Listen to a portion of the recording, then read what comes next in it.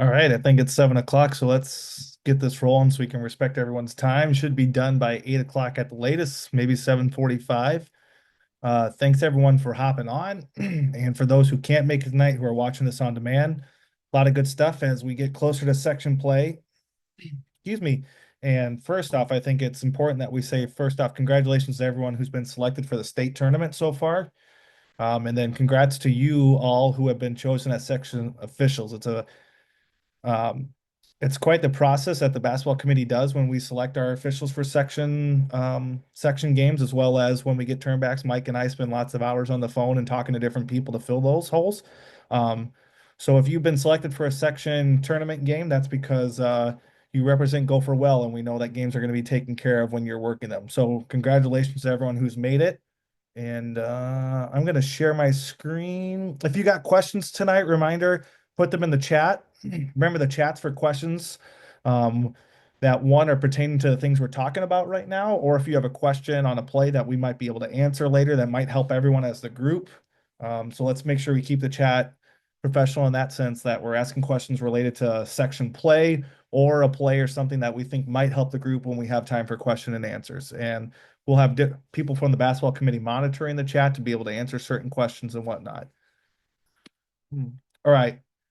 Let's see here. We got arbiter pay. Perfect. So this should be my section.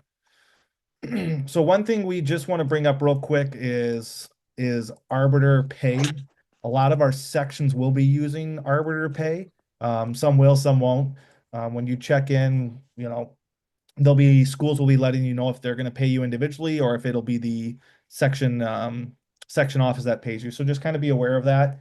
You need to make sure you have that payment set up so that those funds get to come in and you're able to transfer your money instantly. So it's nothing different than we've seen in the regular season so far. So nothing new there. Anything anyone else wants to add? Nope, I think you covered it well. Perfect. All right. And, I would say though, as far as before we go on with the checking in for games, as far as arbiter, there may be some time changes on here, especially in the 4-2A girls section and the 4A boys section. Those can be ongoing. So I think they're put in there at either 6 or 7 o'clock for most of I'm them. feeling like I just want to get home. Yeah. I'm just anxious.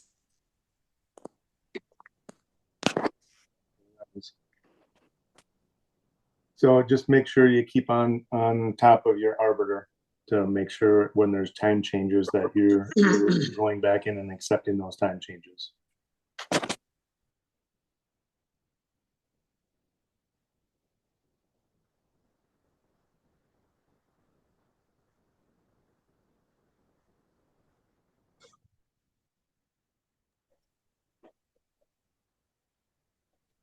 Austin, you're on mute. Yep, you're on mute, Austin. there we go. Now I'm good. Sorry about that. I had Craig calling me. All right. Very good. Just a reminder, excuse me, as I was saying, just when you join the meeting, just make sure your mic's muted. It doesn't mute automatically. So just make sure that we're muting our mics if you need to.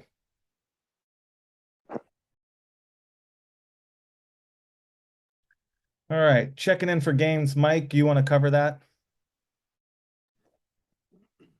Just make sure when R is checking in with the schools, that you add me on the email. So if there are any issues with AD or any game time stuff that goes on, that I'm included in on that email, so I can let those that need to know know. So and if it's a neutral site, include both ADs, so both ADs know that the assigned officials have confirmed. What else? I think that's about it. I may have text messages to you if there are any correspondence that I get from the AD with changes or time changes. So just be on top of your administrative stuff with Arbiter and with text messages and your emails. Thank you. Perfect. Let's get back in here. All right, Steve, it looks like you're up next. All right. Thanks, Austin. I just wanted to say outstanding job for the season so far. I'm very proud of what you have done. I've had the chance to observe a lot of games and a lot of games with Gopher State officials. And yeah, what you put on the court is exactly what we want to see. All the state tournament selections have not been made yet. To be honest with you, we make selections all the way up and during the tournament.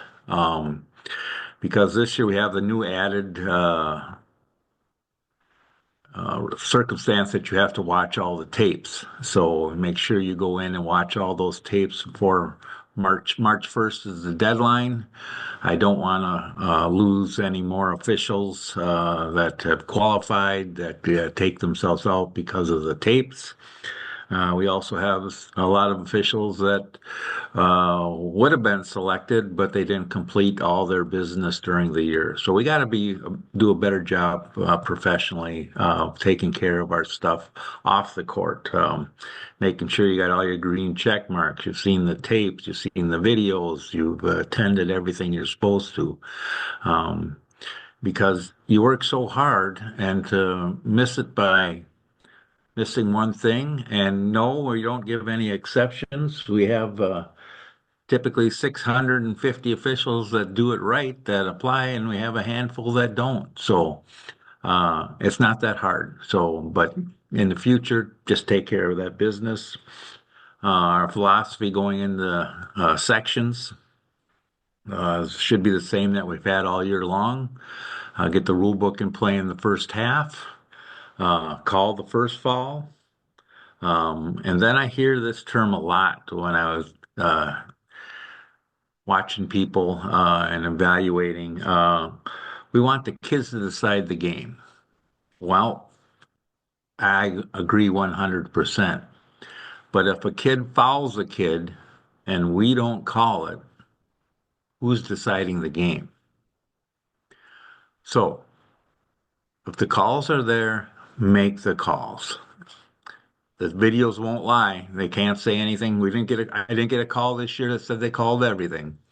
Uh, if you set the standards early in the game, your off-ball stuff, getting screens, free up ball handlers. We've had way too much emphasis placed, or they're putting two hands on them, they're body bumping them. If you get that under control, your game should go pretty good. Um, Social media, just don't. Uh, it's taken some people out in the past, so be very prudent with what you're putting on social media. Try not to misapply any rules. In the last couple of weeks, we've had a couple instances where we had some misapplication of rules. Those games that I saw, I know I have several officials that won't misapply those rules anymore. So get into the casebook, review our points of emphasis, rule book. Nothing replaces rule knowledge. Gives you such confidence when you go in. So I think I got everything covered. I'm proud as hell of you first again. So please do what you've done all year long. I'm looking forward to watching. Unfortunately, I won't get to watch any of the boys section because the girls' state tournament will be going on. So, but with that, I'll turn it back over. Thanks, Steve. And good reminders on on those who have been selected for state to make sure you watch those videos.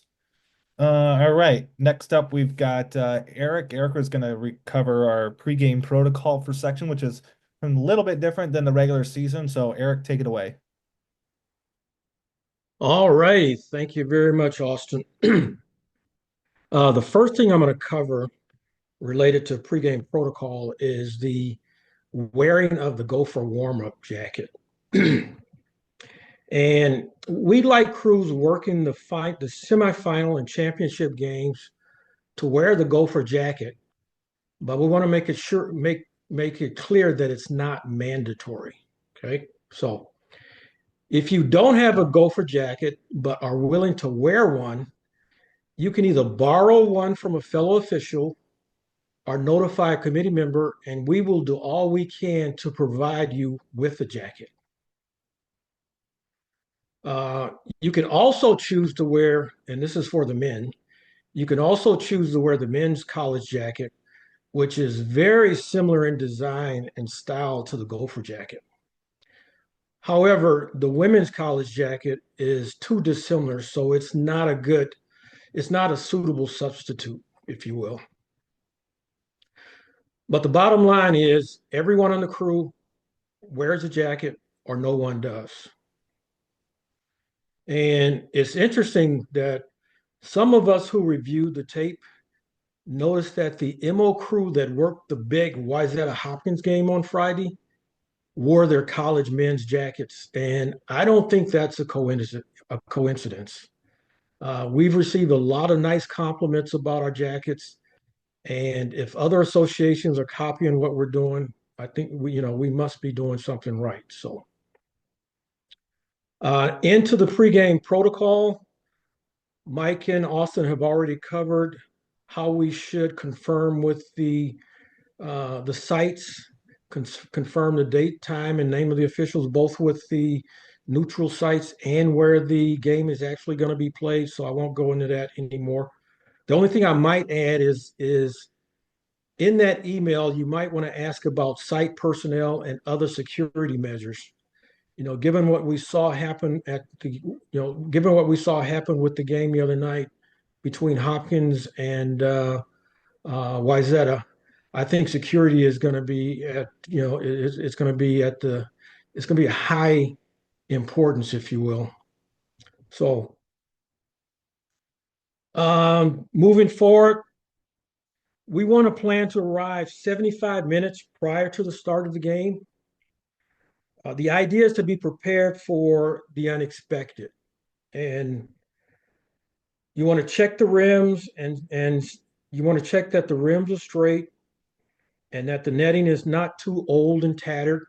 If you do have old and tattered nets, you've got plenty of time. Hopefully, if you get there in time, 75 minutes ahead of time, you've got plenty of time to identify maintenance or find maintenance and have those nets replaced.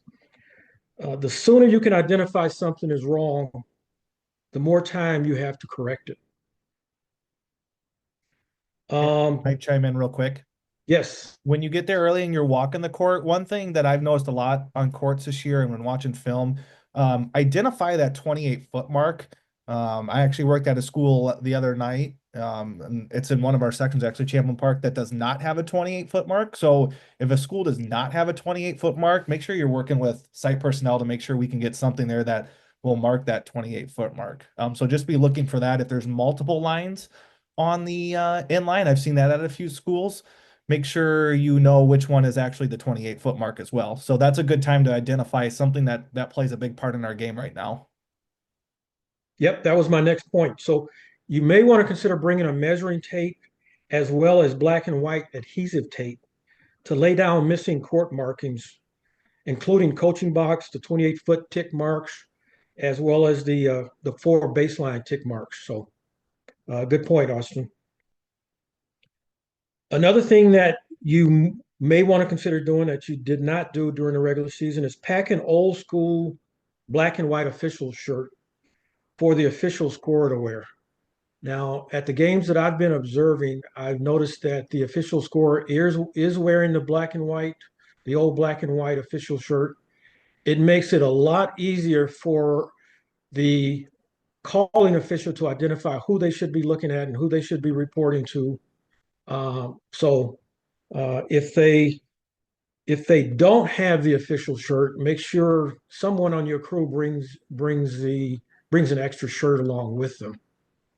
If the shirt doesn't fit for whatever reason, just drape the shirt in front of the official scorer. And again, that's a way to quickly identify who that person is and avoid confusion. Another thing you might want to do before the game is adjust the chairs in the bench areas if needed to ensure ample space along the sideline where the benches and the scorers tables are located. Identify and meet site management. Make sure you get a feel for where they will be stationed throughout the game. Again, if you have problems with the spectator or a fan, we do not want you to address that fan or that spectator directly. Make sure you get game management or site management involved. Now I'll skip to pregame warm-ups because Rick and Craig, I believe, will cover topics discussed during the locker room pregame when they cover game management after I'm done here. So let's hit the floor at the 20-minute mark. I know it's a long time to stand, but let's focus on the task at hand. And it shouldn't be social hour.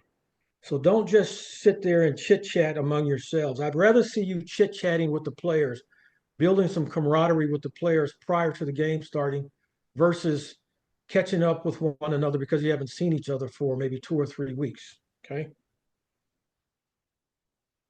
You're there to observe the teams,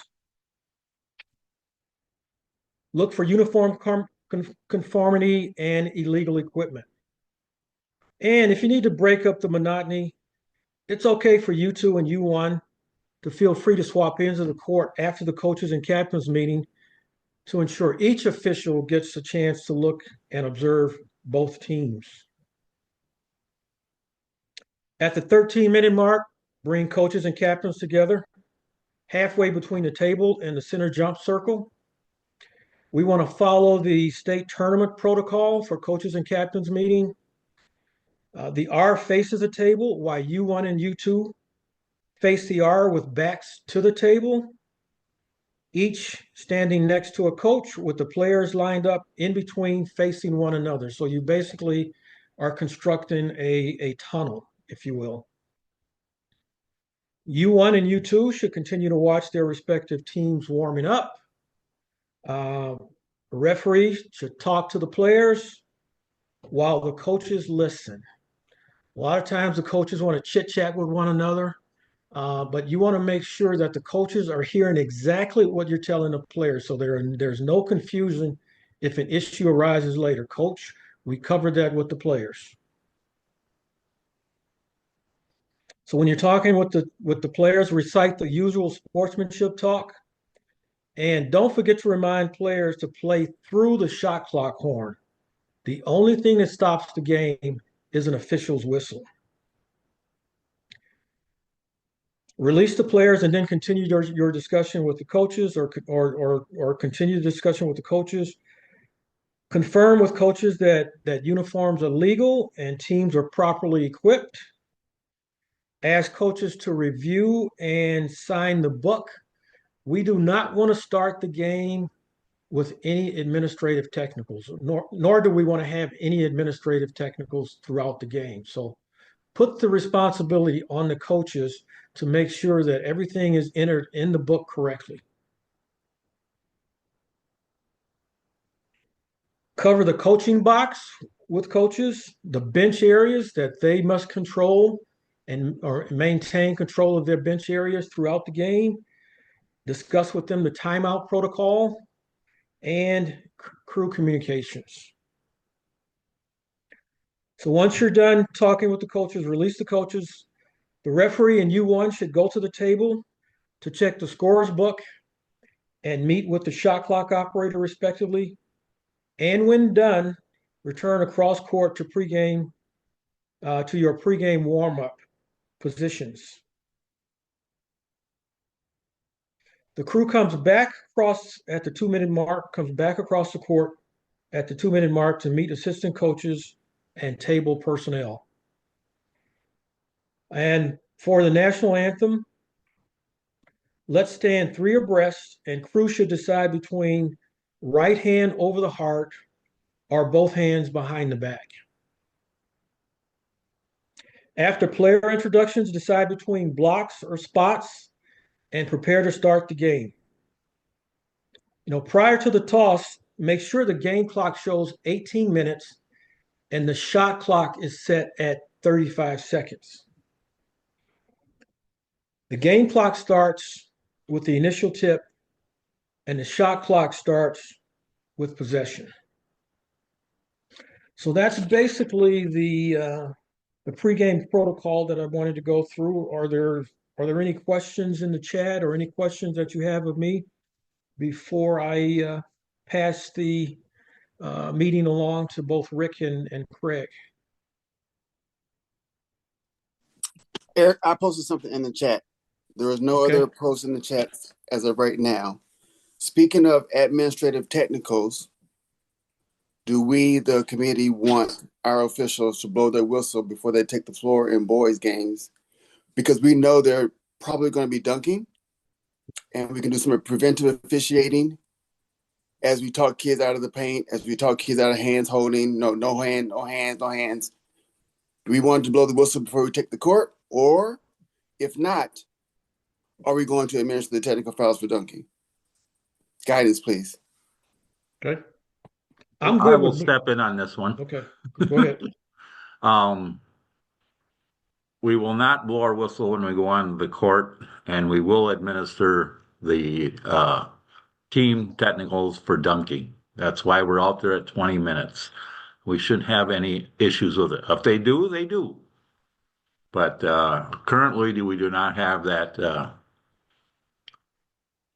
manual. So that's it.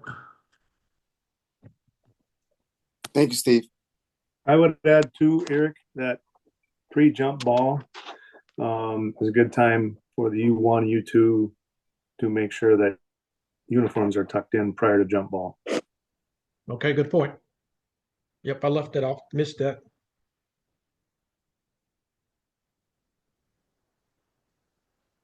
Anything else? Good job, Eric. Thank you.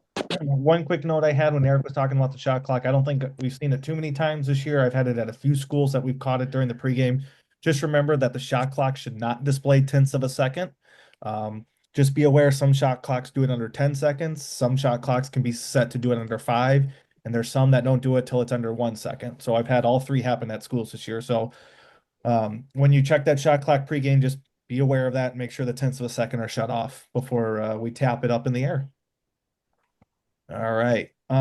We've got game management and end of game situations. So we'll start with Craig, and then we'll let Rick Baker chime in as well on a few of these. Did Craig make it in? He was having some issues. I haven't been able to check yet with my screen. Can you hear me? Yep, you're on, Craig. Actually, I sent a message to Rick. Is Rick Baker online? Rick is on. All right, Rick will take this from here. Okay, perfect. Yeah, I'm here. All right, Rick, you're good to go. And then I've got communication with coaches on another slide, so it's all yours. Gotcha. So basically, game management. I like to get together with the crew the first time out. Just make sure you're on the same page, what we're calling. If there's any issues or whatever, then we can talk about it at that point. You can get together with other ones too, but just, mainly the first one, just to make sure everybody's on the same page and what we're seeing out there. Steve already mentioned this, but the rule book, in the first half. Make sure you remember this is sometimes tough for me to remember too, but make sure you say name the school or the nickname team when reporting timeouts or warnings. That kind of came into play last year. Don't engage with fans. Don't talk to them. Don't just ignore them. If you need to, get your game or site management involved. If you need to stop the game, go to the table. If you don't know where the site manager is, if they don't tell you where they're going to be, table, have them come to the the court, and then we can take care of that time as well. So in the game management, especially if we got a close game, it's always a good idea during timeouts, anytime you can get together, talk about the clock, discuss what could happen, discuss any weird stuff that could happen, and clock awareness. All three of us out there, we're in charge of the clock. Make sure clock starts, both clocks. Um, talk about timeouts, make sure we know during live play, communicate with each other from the bonus. We got a 6 foul, 7 foul coming up. It's always good as a crew to know on that 7th, where instead of we're pointing out of bounds, we're saying, right away bonus or so forth. And then also after timeouts, communicate with each other, make sure, if he can run the end line or not. It's always good to know as well.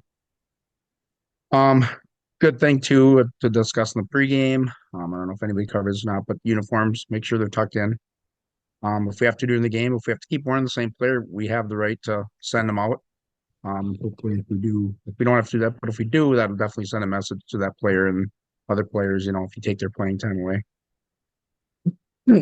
Um, Intentional or technical, any of those weird kind of fouls. Calling official, close non-official, let's get together. Anything weird, let's get together, talk it out, make sure we do it right, make sure we know where the ball's coming in, make sure who's shooting, what basket we're shooting at. It's sometimes a high stress situation where you can forget stuff. So talk about it. If something doesn't feel right, um, continue to talk until it feels right. Make sure we get that right.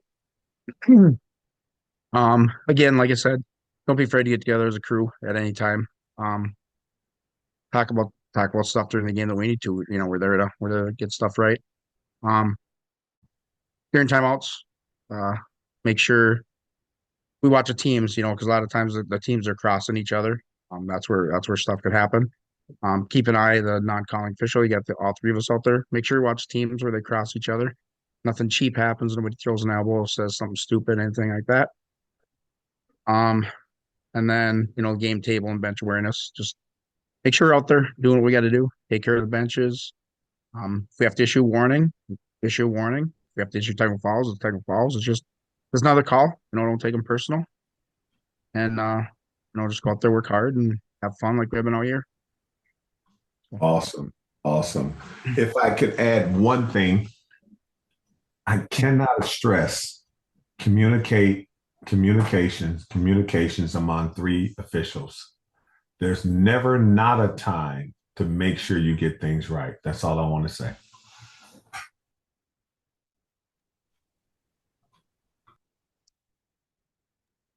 I would add too that, it's a great idea for the calling official and the nearest non-calling official to get together. And the reason for that is there's perception.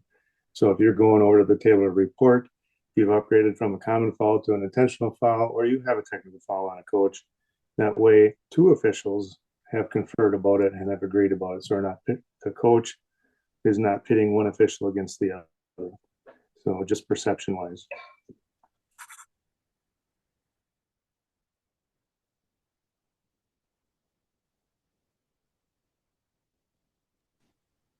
Any other questions for Rick or Eric? Or Rick or Craig, rather? Sorry.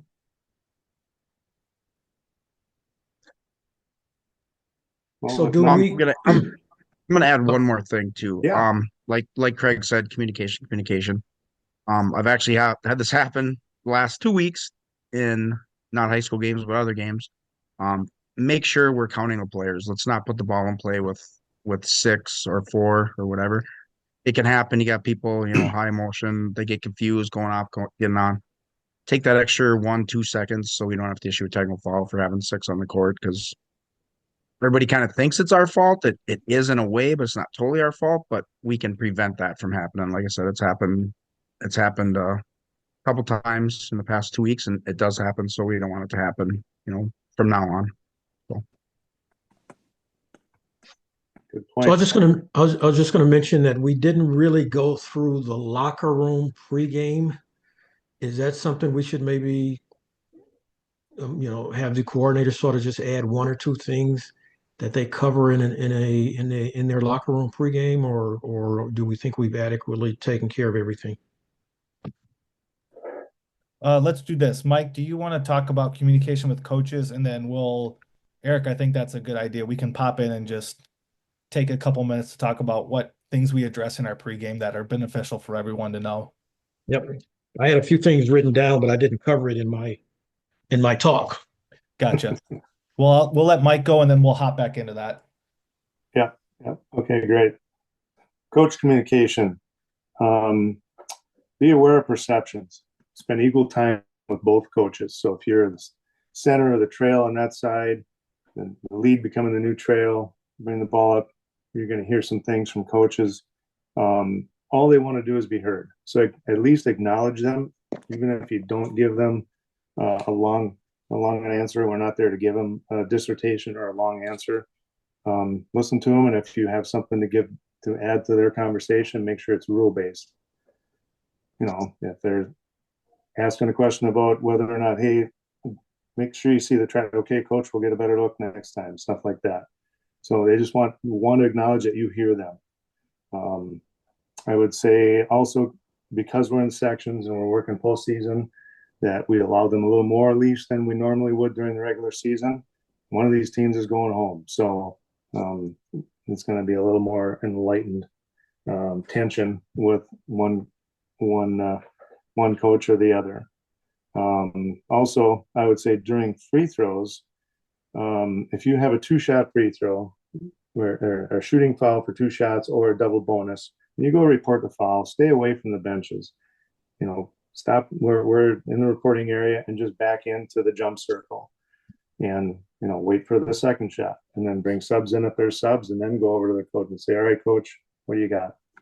A lot of times when they're asking you, hey, official, sir, I got a question for you. All right, coach, I'll be right there with you. Let the first shot go in, subs in, go, all right, coach, what do you got? Sometimes they'll forget what they want to ask you.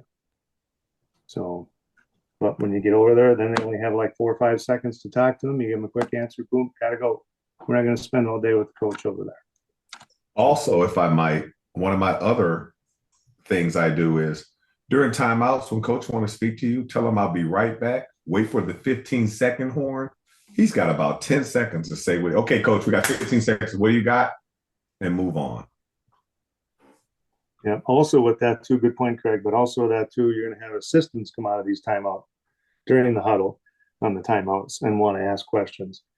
I would say we stay away from that, because then we may know some of the assistants, we may not know some of the assistants. So let's just do our due diligence. Again, perception. Kindly just, tell them, coach, we'll talk to your head coach coming out of the timeout. If you got a question, relay it to your head coach. So anybody have anything else to add to that?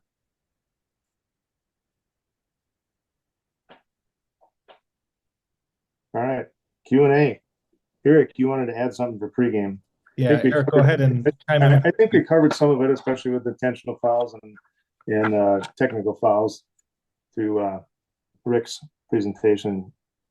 But there's a few more as far as rim play and stuff like that on the boys' side. Yeah, I had them, and now I don't know what I did with them. So I'm trying to remember them off the top of my head. But and this may trigger some other thoughts from the other committee members as well in terms of what they covered during the pregame. But one of the things is we want to make sure that the lead is primary on drives to the basket involving the secondary defender. Okay, so that involves a restricted arc. So the other thing we talk about is not having the lead call across the paint. Also, in your pregame, you should discuss last second shot protocol. I'm a big proponent of locking the C in place with about 15 seconds left, such that if you have a made basket or a turnover and you're going the other way, the C is still is responsible for last second shot no matter what happens. So know what the 5 delays are. Review the flop procedures and how you want to handle those during the game. And so those are just a few of the topics that I would cover in the pregame locker room discussion, and a few of many. So if you guys have more that you'd like to add that Rick didn't cover, then I would suggest we do so. Rick did cover the throw-ins to make sure we have 5 from each on the court. Okay.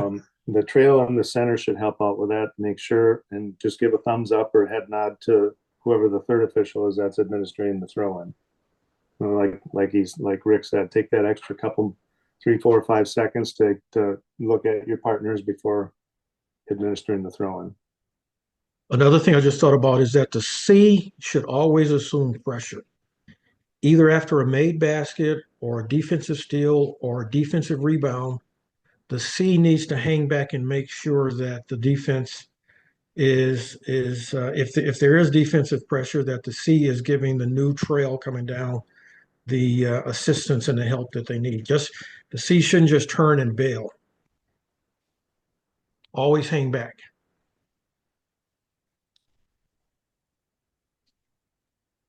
One that Eric, I'll add on that gets brought up now in the pregame for me a lot.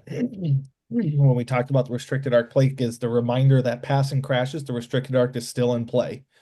Yep. C's need to be aware of that.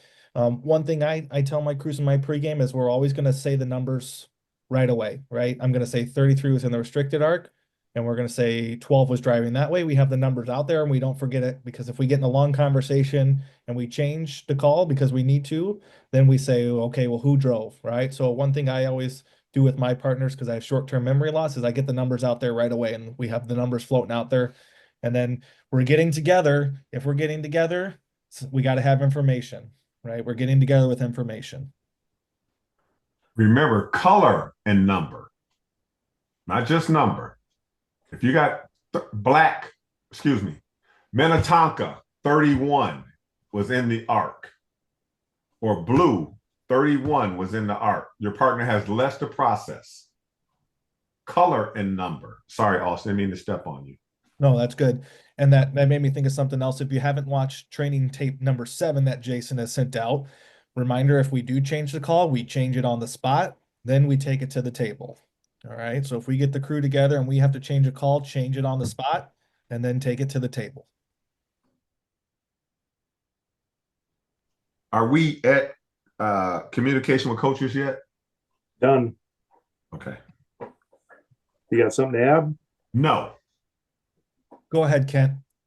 Okay, from the chat room for pregame conversations, I put a couple in there. If it's going away from you, stay away from it. We don't guess. If you don't know, don't blow your whistle. If you cannot see between players, move your position. You're in a bad position. Rob Bissonette, great comment. Test the shot clock in pregame warmups. That's U1's responsibility. And let's make sure U1 can hear it when you're there. And other officials who are on the sideline, the U2, listen for it. And you see the shot clock going down from 20 to 0. Just listen, see if you can hear it too. But that's U1's responsibility.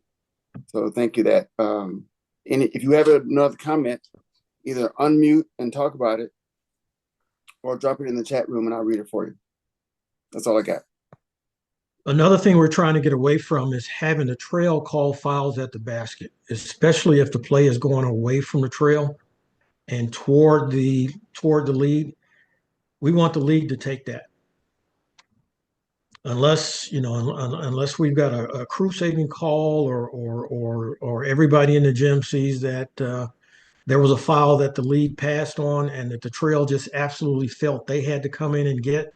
And if you do that, close the distance between where you originally make the call and where you end up making the call.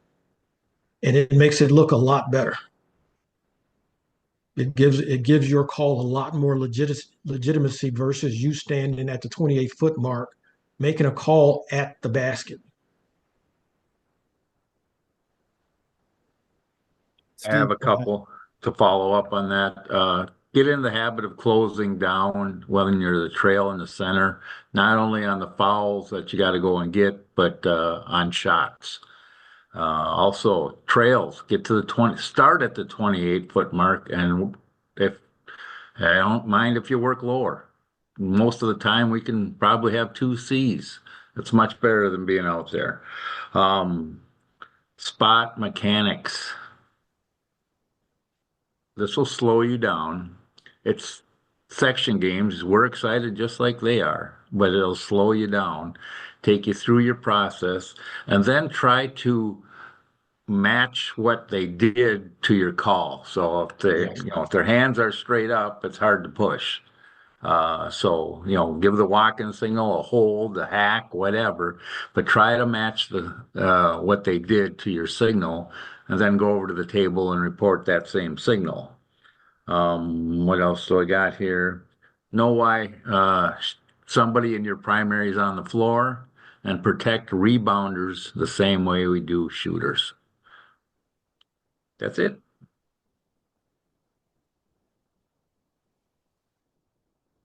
Related to shot clock management, a lot of people or a lot of officials only pay attention to the shot clock during dead balls.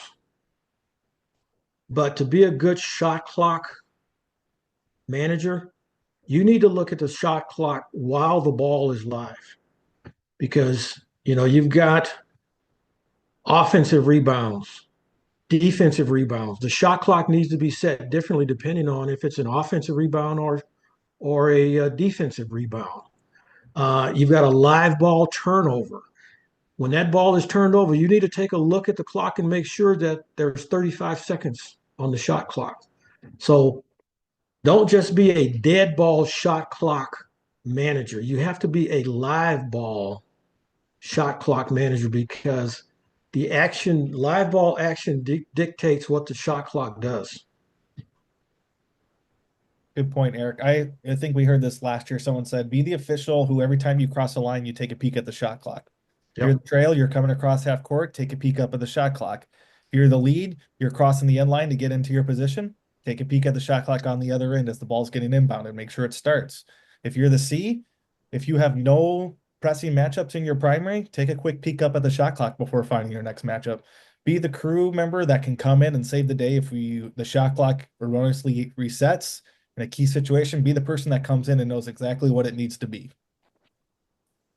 Be the best partner on the floor you can be. You are a crew. Make everybody feel equal. And if you find yourself second guessing what you said, think about it and be better. Just be the best you can be as a team player for that crew. I can't stress it enough. Steve, you want to go over the goaltending and basket interference? Sure, I could take that. And so our big one has been when they go to attempt to block the shot and they don't get the ball and they hit the backboard and it vibrates wildly and the ball goes off or comes off of the rim because of that. That's basket interference. We're scoring it as 2. If the ball hits the backboard and there's part of the ball is above the rim and they hit it after it hits the backboard, we're scoring that basket too. Now, there was a change this year when the ball is on or in the cylinder, on the rim or in the cylinder, and they hit the net. It's up to you. You can determine if that affected the ball or not. If it affected the ball, score the basket.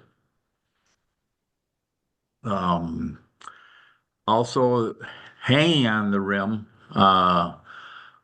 if there's players underneath them, or if the player has such speed that it's a breakaway dunk and they throw it down and their momentum takes them, they're allowed to hang on the rim, but they're not allowed to do a chin up, do this type of stuff. So that'll come to it's usually the trail or the C that has that call. But take a look at it. Whenever we're awarding points or taking points away, it's if you're not sure at all, don't make a call. You got to be 100% sure on it. But those are tough ones because we're rewarding or we're taking away points. Those same thing on 3-pointers and 2-pointers. I don't mind adding points to the scoreboard, but it doesn't look good perception-wise if we're taking points away. So if you're not sure whether it's a 2 or a 3, signal it as a 2, and then at the next dead ball, we can make the correction if we need to. So, one other thing I got is those of you that are lucky enough to do college basketball, we are now doing high school basketball the rest of the way out. So you get to do high school mechanics, not college mechanics. Um, and this is what separates everybody when the committees got together for the state. We talked about this, and we want to showcase high school mechanics. And when it came down to one person or another, whether they were going to get in, if they weren't doing the high school mechanics, they didn't get in.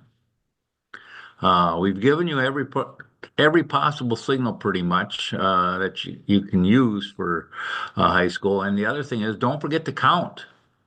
We still have closely guarded when they're holding the ball. Shot clock is for everything else, but count. Put it out there. They have one of their 14 assistant coaches is assigned to counting. So we want to make sure we acknowledge that assistant coach. Yeah, we're finally counting. So it's tear in De La Salle's eyes. I know that they don't get it for dribbling anymore, but such is life. I have one last. Let's be good dead ball officials. Okay. Make sure we have 5 of each on the court before we inbound the ball. And before we inbound the ball, we should get an acknowledgement from both of our partners that they are ready to go. Okay. There's no reason to be in a hurry. No reason to be in a hurry. Take your time. What is it? Hurry but don't rush, or rush but don't hurry? I don't know. Maybe I got it backwards, but whichever one applies, let's make sure we implement that. So take your time, and Always look to the benches. If the coach yep. wants to make that last substitute, do you see them getting up and coming in? Grandma and grandpa just paid $10 a person to come and watch them play. So let's get them into the game. There's no need to be in a hurry on that. Well, I guess I wasn't done. Toward the end of the game, we're all smart officials. We know the game of basketball. Let's anticipate, or no, what I should, let's be prepared for for coaches calling timeouts at the end of the game. Okay. All right. We know that if the game is tight and the opponent just scored a 3-point shot or a basket to go up by 1, the other team has timeouts. Let's anticipate that call. Let's look at the benches, anticipate that coach calling a timeout, so we're not caught off guard or we miss it. And the coach says, I was trying to call timeout, and they didn't get a timeout because none of the 3 officials on the court were looking at the coach. None of the 3 officials on the court anticipated that the coach would be calling a timeout. Good point, Eric. That's the time too when we're getting down the last seconds of a game and it's very close. Could be tied, could be 1 or 2 points, whatever. And the coach takes time out. The other coach, go to the other coach and ask him, are you going to foul first, or are you going to try to steal first? And then if it goes in, do you want a timeout? Yep, that's a good point. That way you don't have to turn your head. You already know that the coach has told you he's going to be looking for a timeout. So if the ball goes in, still look at the coach, but you got a timeout right away. So, and not only giving the coach the timeout, but also knowing how much time was on the clock when the timeout was awarded. And that makes it easier to look at the clock if you already know that the coach wants a timeout if the ball goes in. Good stuff. Anybody else got anything they want to add here? We're about 10 minutes late. Yeah, feel free to unmute if you got a question or put something in the chat. We're here to talk about stuff. You never know when it'll come up. It could come up in a Section 4A round 1 game. It could come up in a section final. We have something I want to say. Go for it, Craig. Regardless of where you think you are in your officiating career, if we come together and something's on your mind, now that is the time to mention it. Leave everything on the floor.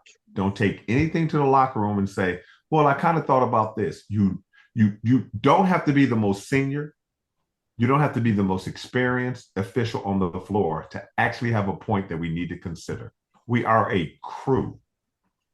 And everyone needs to treat everyone like we're all at the same level. Let's be the best partners we can possibly be.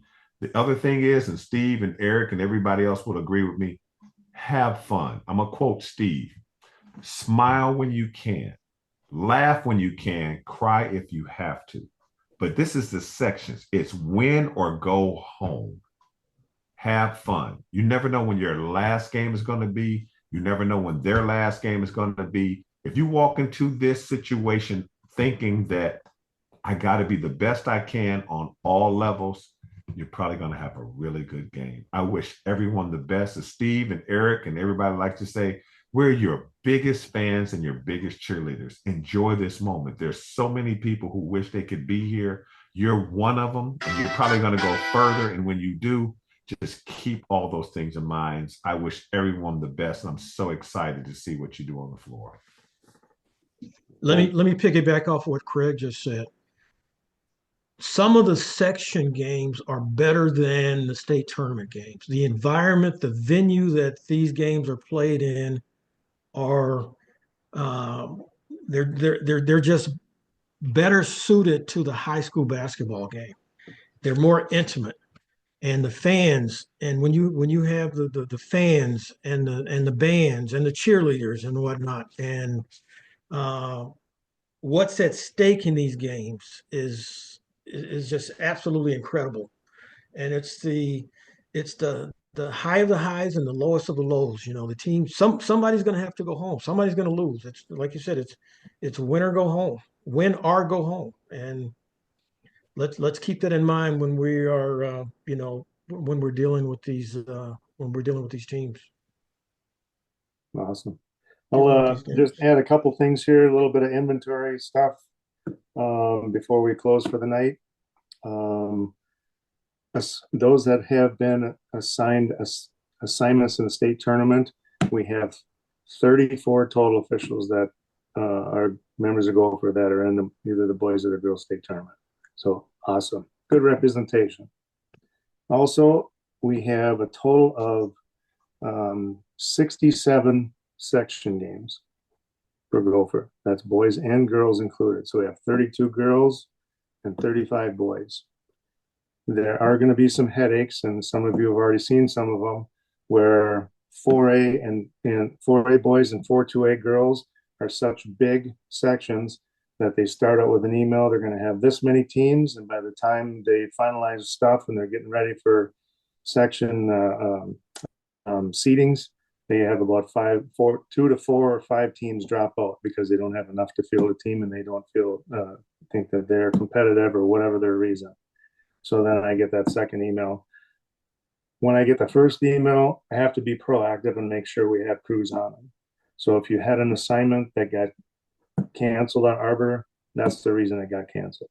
So it wasn't that you weren't deserving of another section game or a section game or whatever. That's just coming from the section managers, and I just have to take care of it administratively on my end and Arbiter.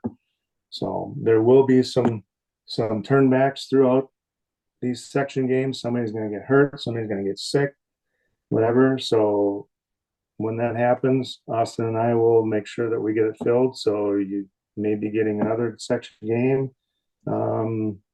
because of that. So appreciate y'all going in and making sure that you've accepted your assignments. I think we have about 3 or 4 that are left to accept.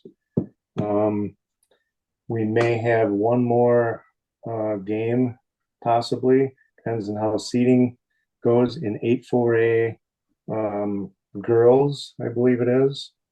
Let me double check. Yeah, 8-4A girls, there may be a play-in game that we may need to have a crew on, which will be Monday, February 24th. I'll know more about that by Friday. So other than that, have a great postseason. I'll be down a lot when I can to watch you guys on the court. and cheer for you at the state tournament. Other than that, have a great section. Thanks, everybody. If there's any issues, reminder, reach out to someone on the committee.